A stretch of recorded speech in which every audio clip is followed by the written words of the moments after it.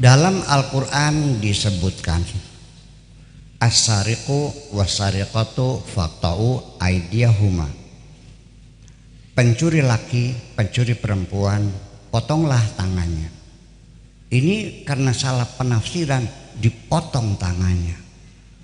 1400 tahun lamanya umat Islam menjadi korban pemotongan tangan karena salah penafsiran.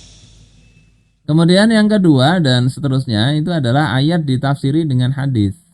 Contoh ini ayat 38 surah Al-Maidah. Wasariqu wasariqatu faqta'u aydiyahuma.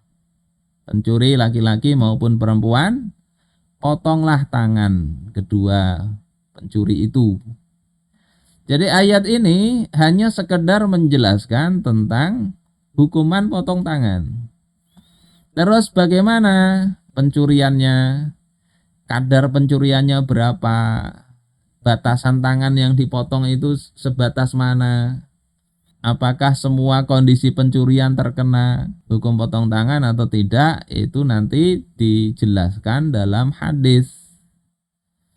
Ini yang kemudian ada yang mengatakan ini salah 1400 tahun menafsiri ini.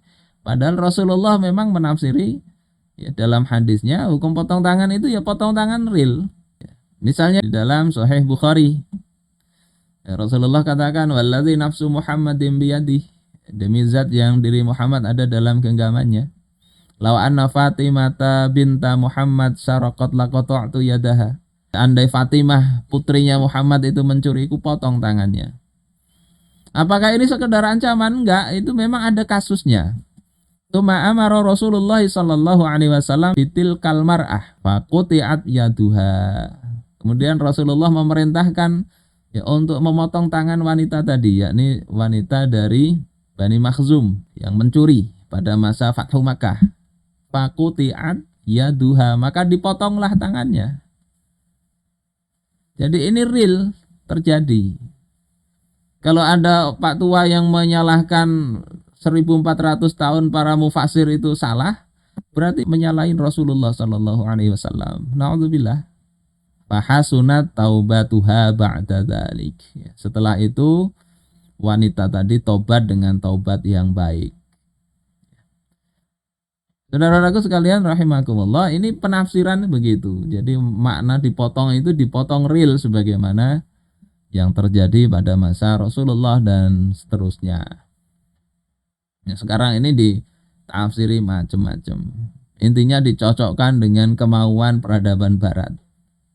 Kemudian mana yang termasuk pencurian? Itu dijelasin dalam hadis riwayat At-Tirmidzi. Dan ini hadis hasan sahih, ya. Laisa ala khainin wala muntahibin wala mukhtalisin qat'un. Tidak ada hukum potong tangan bagi khain, pengkhianat, yakni dititipin ternyata ditilep, kasih ngurusi kas negara misalnya diambil. Itu tidak masuk dalam kategori pencurian yang wajib dipotong tangan. Tapi nanti hukumannya masuk dalam takzir. Takzir itu ya terserah kepala negara, mau dipenjara, mau dipukul. Ya, termasuk kalau merugikannya besar sekali, membahayakan, itu bisa juga kena hukuman mati bahkan. Wala muntahib, muntahib ini penjara. Ngambil secara terang-terangan. Kalau khain ini dia ngambilnya berarti tidak terjaga hartanya kan. Wala mukhtalis, mukhtalis ini mengambil dengan kecepatan, yakni copet ya. Nggak ada hukuman potong tangan. Ini menunjukkan apa? Menunjukkan definisi pencurian. Yakni pencurian itu mengambil sesuatu barang yang tersimpan di tempat penyimpanannya secara sembunyi-sembunyi.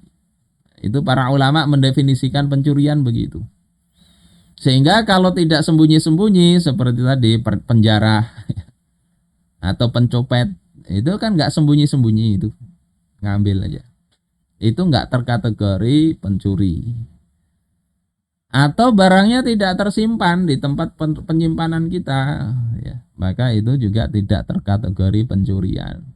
Tapi bukan berarti ini boleh. Ini masuk bab lain yang kena hukuman takzir. Jadi ayat yang pendek ini penjelasannya perlu as-sunnah, perlu hadis Nabi. Sama seperti sholat, kalau kita nggak mau pakai hadis, sholatnya kayak apa coba?